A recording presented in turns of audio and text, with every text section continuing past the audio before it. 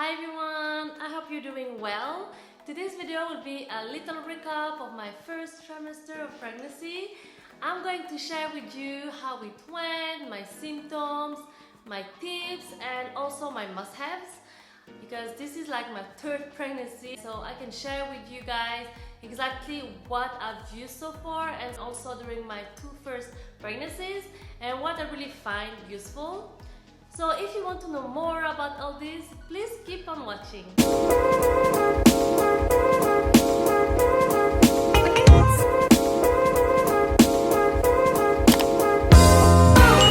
So a quick summary of the beginning of this pregnancy and also my fear with the whole COVID situation which we are living in at the moment. So at the beginning of my pregnancy, I didn't expect to be pregnant. It all started when my period didn't arrive, and I thought that maybe it was due to the fact that I caught COVID, because I tested positive for COVID when I was supposed to have my period, and because I knew two girls who had COVID just before they were supposed to have their period also and didn't have them, as apparently it can be a side effect of COVID. So I thought that maybe I was just like them. But after a few days with no more COVID related symptoms, my period still hadn't come, and then I was feeling a bit like strange in my body, so I just decided to take a pregnancy test because I had one at home. And guess what? It was positive. Apparently I was already pregnant for like more than 3 weeks. I was happy, of course, because this kind of news is always a blessing, but one of the first things that came into my mind was, whoa, wait, I had COVID during the early stage of pregnancy, which is, you know, one of the most delicate moments of pregnancy. So all I wanted was to make sure that the baby was okay, but for that we had to wait until a first checkup appointment with the OG, the doctor, to do an ultrasound to confirm the pregnancy, which was scheduled for 4 weeks after I found out I was pregnant, because you have to know that you have to wait at least 6 weeks to give time to your body to assimilate everything that's going on, and also to be able to see something like a part of the fetus or something on the ultrasound. Because if you go too early, the doctor might not see anything at that time, and then it might worry you because you might think that something is wrong with the baby. So it's really important in order to the doctor to see like a small fetal pole, like a small embryo, and also to see if the pregnancy will be viable, then to be patient and wait at least 6 weeks of pregnancy. I mean, I'm talking from experience because this happened to me during my first pregnancy, to be honest. I was so excited to be able to see an embryo that when I called to take an appointment with the OG, his assistant gave me an appointment at least 6 weeks of pregnancy, but I've asked her if it was possible to come earlier because it was my first pregnancy, and it was really something new for me. So I just wanted to make sure that the pregnancy was on track and especially viable. So I remember she agreed and she gave me like an appointment for a week earlier. During that first appointment, the doctor wasn't able to see anything or confirm the pregnancy yet, because he said that maybe it was just still too early in the process. So he explained to us, which I've just explained to you before, that sometimes if you go to the checkup too early, you might not be able to see anything because fertilization is still in process. So the only thing we could do at this time was just to wait at least another week to get like an opinion. I don't know how to say. So guys, let me tell you that that week was one of the longest weeks. I was looking forward to the next appointment to make sure that everything was fine. And then the day arrived, and finally we were able to see something like a fetal heartbeat, and the doctor confirmed the pregnancy, so it was really a relief. So yeah, just a little experience I wanted to share with you guys, and also to explain what can happen if you go too early for the first pregnancy checkup. So one of my advice is to wait at least 6 weeks of pregnancy just to make sure to be able to see something on the first scan. Apart from this small event at the beginning, I had a great first pregnancy. Everything went really well, no problems. I was really like lucky and blessed, and I honestly love being pregnant. I mean, when everything goes well without any pain, anything, you can only enjoy and love those moments, right? So let's talk about this third pregnancy. We went for the first check-up with the doctor when I was about 7 weeks, and we could see something straight away on the ultrasound, and he confirmed also that I was already pregnant for 7 weeks and that the baby was growing well. So I was really reassured, because I was just a little worried, concerned that the baby would have any side effects from the fact that I've got COVID in the first few weeks of pregnancy, but all good. So if you're in the same situation as me and caught COVID during pregnancy, try not to worry too much about it, because it seems that it doesn't have any side effects on you, the pregnancy, or on the baby, so far so good. The second scheduled ultrasound is the famous big 12 weeks ultrasound, which I think is also called the nuptial translucency screening. It measures the neck of the baby, and this will allow the detection of possible Down syndrome and other ones, and also certain morphological malformation in the fetus and all those stuff. It's also during this ultrasound that you can determine the number of babies, so if you are expecting 1, 2 or 3 or more, and also the date, the exact date of the conception of the child, which is really essential to monitor its growth, the vitality and morphology. So yeah, anyway, to see that it doesn't present any anomalies, ultrasound also show where you can see the whole baby for the first time, hear his heartbeat, see his movements. I think it's one of the most exciting first moment after finding out you're pregnant, even though all the ultrasounds are exciting for me, but this one more because this is when you can actually see the baby for the first time. So yeah, thank God everything was normal and our baby is growing well. So this is always a relief to know. For my symptoms, I was really tired. I mean, I was exhausted, especially at the beginning of the pregnancy. Well, also having already 2 young children to take care of, one of 4 years old and the other one of 2, doesn't really help it, especially that they have so much energy and they never stop like until late at night. So it was also tiring to try to manage that, but luckily my boyfriend took over when he could, and then that allowed me to get some rest in the evenings. I don't remember feeling so tired during my first 2 pregnancies, but as they said, every pregnancy are different, so you shouldn't compare them, even though you do it from your own experience that's stronger than us. Another symptom I had was always having to go to the bathroom to pee. I mean, all the time, and this since the beginning of the pregnancy, which was a bit annoying because normally it's more towards the end of the pregnancy that you have this kind of urge to go to the toilet, but this time it's starting right at the beginning. But thank God now it's a bit better, I just have to go less. Another symptom I had was nausea at night. I tried to find solution to make me feel better, but I couldn't find anything. And because I didn't have these symptoms in my 2 previous pregnancies, I didn't really know how to deal with them, apart from trying myself to sleep so I wouldn't feel it anymore. So if you are pregnant or have any tips on how to get rid of night sickness or nausea, please share them with us in my comment box section below. It might also help like other moms who are struggling with that too, so I'm really curious. Thankfully, like since I've entered my 2nd trimester, this nausea is gone, so that's a relief. But I have now other symptoms which I will talk about in my next video for my 2nd trimester recap, because I'm still on it, so at least I can talk to you about it. One strange symptom I had was the feeling of my nipples. They were sore, tender, and getting bigger. I thought this symptom would come later in the pregnancy like my previous one, but again, it came earlier than usual.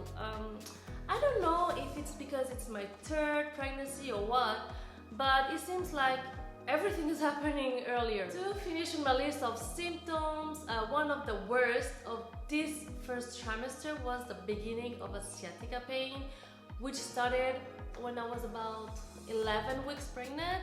I had this pain during my second pregnancy, but it was more towards the end, about my 8th month.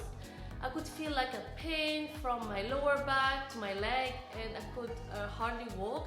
It was a really bad feeling because I'm a very active person in general, and having this pain like shooting from my lower back till of my leg limited me to do things, which was really annoying. So as soon as I felt this pain, I just ran to the osteopath, and after a few days, thank God, the pain went away. I went to see him when I first got this pain during my first pregnancy, but because I didn't go to see him straight away when the pain started, and only like few weeks later, because I thought that the pain would go away the way he came with its own, but yeah, I was wrong, so it took a little bit longer to heal. So this time I didn't want to make the same mistake and let this pain getting worse, and from my experience only the osteopath could relieve that, so I just ran to see him to treat it as soon as possible so that it will go away as quick as possible. And once again it worked. He showed me some exercises, stretches to do at home to relieve the pain and also to help to prevent if ever it come back. Speaking of that, you know what? I'm gonna do a demo video of these exercises, stretches that he showed me. So like that, if it happens to you during your pregnancy, you will know what to do. I mean, they really work well because now the pain is gone, so I'm happy. I'm a happy woman, and I'm hoping that by doing these stretches that takes literally like, I'm not lying, literally like 3 minutes a day, you will avoid having it back again, because it's like I said, a really annoying and painful feeling. So that's it for my list of symptoms during my first trimester of pregnancy. Regarding my mood, I haven't had any mood swing or got easily irritated as people might think for a pregnant woman. I'm even calmer than usual, not that I'm a moody or hysterical person in general, but things that might stress me out in general didn't really stress me in particular, which is a good point for me and then also for the people around me, I guess. Now let's talk about my must-have for this first trimester. So there are only 5 essential and 2 optional. I said 2 optional because they are more fun apps, but hey, I use them and I think it's always good to know that those kind of apps exist. So I've been using all these things since my first pregnancy, and I don't think you need more than that. For my first must-have is of course taking prenatal vitamins. Your doctor might have told you already about this, and if not, you can do some research on the internet and you will see that it's really beneficial throughout your pregnancy, as much as also for your baby, to take those prenatal vitamins, because you cannot find all the nutriment or vitamins you need for the pregnancy in food. So this is like a good supplement. My next product is a stretch mark oil to prevent stretch marks during pregnancy. My favorite oil and the only one I've used during all my pregnancy, it's the one from Veleda, and it looks like that. I've recommended to all my pregnant friends because I found that it really works well and it's really natural, and my skin absorbs it really quick, which I like. I usually start using it around my 4th month when my belly is starting to grow.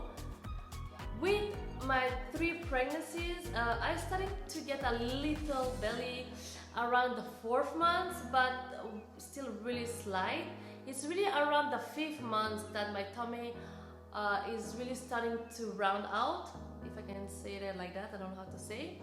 But anyway, everyone is different, so I would just advise you to use it as soon as you see your tummy growing. I apply it twice a day, morning and evening, on my tummy, around my chest and on my thighs, because this is where you usually gain volume during pregnancy. And the key to not get any stretch mark, of course, is to moisture your skin as much as possible. So don't be shy with that oil. For the oil, you can also use almond oil, but I personally always like and stick to my Veleda one because I think that the almond one is too liquid, way too early and oily, and it takes a while to be absorbed by my skin. But yeah, once again, that's my opinion. Maybe it will work for you. My third essential is a pregnancy, maternity, breastfeeding pillow. Well, I don't know how to call it because I heard so many names for it, but all that to say that it's a really great pillow. So if you never tried to sleep with one of those, believe me, you're missing out because it's super comfortable and very useful during pregnancy and also after pregnancy. So I've used it for breastfeeding. Since I started using one of those since my first pregnancy in 2017, I'm always sleeping with one. You will see when you try one, you will do the same. And be careful because it's so comfortable that your partner might even steal it from you. I have two kinds. I have a big one that I use all the time and a small one that I use it more for breastfeeding, and then that my daughter has now swapped it from me and use it as her favorite pillow and always want to sleep with it. It's cute. So yeah, I guess I have to buy another one for this next baby. So this is the one I have. That's the big one and that's the smaller one. I love them because you can use them in so many ways. Oh, that's another good topic for my next videos. I will make a demo on how to use a pregnancy pillow, and you will see that they are amazing for your back, your belly, and then your sleep. My fourth must-have is a pregnancy leggings or high-waisted leggings. There is nothing more comfortable than leggings. At least this is my opinion. And especially while your belly is growing, I think it's good to have at least one pair because you can wear them indoor and outdoor and also dress it in a different ways. So it's really good. I have this one from Amazon, which I like because they are not see-through like most of the leggings, which I hate, by the way. But of course you can find any leggings a bit anywhere, but I just like this one. And I will put all the link and reference to all the things I'm mentioning in this video in my description box, just in case you're interested. My fifth must-have is a pregnancy tracker phone app. I think it's great to be able to track your pregnancy and your baby's progress, like when and how it's developing, its approximately size and weight. I use this app called Pregnancy Plus, and I just love it because it gives you like a weekly pregnancy tracker, the evolution of the baby. It also compares the size of your baby with fruits, animals, or desserts, treats, to give you like an idea of the size. I mean, there's a lot of other information about you and then the changes in your body also. So I think it's a great app to have, especially since it's free. You don't have nothing to lose by downloading it. You will see there's a lot of other interesting information in there, but there's a lot of other pregnancy apps. But I personally like this one. I'm gonna talk now about my two optional phone apps. The first one is to check for the food that you're allowed to eat during pregnancy. Although I know a lot of people, especially those who are not a mother yet, will just judge you for wanting to check your food. They will criticize you, but when they will go through this stage in their life, they will understand. And anyway, you don't have to prove anything to anyone, so just do what you feel is right for you and then your baby. I mean, by creating and carrying a little human being, you just want to make sure that you do everything right for the baby, eating the right food, knowing what food are allowed or not during pregnancy, and then also the risk of certain type of food. So yeah, we all know that a pregnant woman shouldn't eat raw food like raw fish, raw meat, unpasteurized cheese, etc. But sometimes, you know, you have like a doubt with a specific food. And then with this app, you can just type in the food, and it will just tell you if you're allowed to eat it, and if not, and what are the risks or disease you can get by eating them. The two most common risks are for pregnant women are the listeriosis and toxoplasmosis. The app is called Pregnancy Diet, and it looks like this.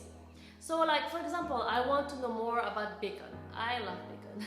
So let's have a look for bacon. Let's search bacon. Let's see.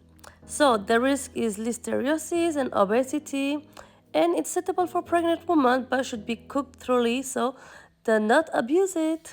Normally at the beginning of your pregnancy, your doctor will take a blood test to see if you had toxoplasmosis, this word is so long, in the past, and if so, then you can eat all the food that you're not allowed if you haven't had a toxoplasmosis.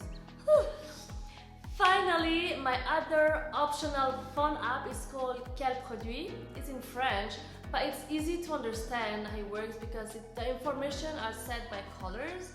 I mean, it's an app for beauty products or products that you use on your body, on your skin. So like lotions, makeup. I think it's a really cool app because that I just discovered, by the way, not long ago, but it will tell you with color code if the product is safe to use and at what level. So basically, if the product contains harmful chemicals, so there's like 4 different colors code. Green means safe to use, yellow means low risk, orange means medium risk, and red high risk. So all you have to do is just to write the brand of the product name and the product name, or the easiest way is just to scan the barcode. So the app looks like that, and for example, I scanned my shower gel and you can see that it's in green, which means it doesn't contain any toxic chemical. So if you press the details here, it says that it's suitable for pregnant women, which is what I'm interested in at the moment, and it's also suitable for children and adults. So I think that's interesting and good to know. Another example is another shower gel that I used to use until I saw the composition, and it's like orange, so that means there's a medium risk for small children, pregnant women and teenagers, and a limited risk for adults. So after saying that, I just stopped using it, but hey, again, it's just a really optional and not an essential, but I think it's cool. It's a cool app. The only downside is that it's a paid app, but I personally think it's worth it because I like to know what's inside my beauty product and if I use something harmful or not. So like, if you don't want to download it, which I will understand because it's a paid one, because I have it, you can always send me a message or comment in my description box with the name of a product you will want to know the composition and if it's safe to use or not during pregnancy, and then I can look it up for you. So don't hesitate, I will be really happy to help you with that. So that's it, guys. I really wanted to share with you everything that helped me during this first trimester of pregnancy and what I've used, and if that can help some of you moms out there or future moms or anyone interested, then I'm really happy because that's my goal when I do videos. So if you like this video and found it helpful, please feel free to click on the like button and subscribe to my channel if you haven't already. I will be really happy to have you in this journey with me. I do videos about motherhood, baby and kids product reviews, and now about my pregnancy. So feel free to follow me if you like those kind of subjects. Finally, if you have any question or other essentials that you think that are necessary and useful during this first trimester of pregnancy that I haven't mentioned, please share it with us in my comment box. I will be curious to know about them, and then also for the other moms. So thank you for watching, and then I will see you in my next one. Take good care of you guys. Bye.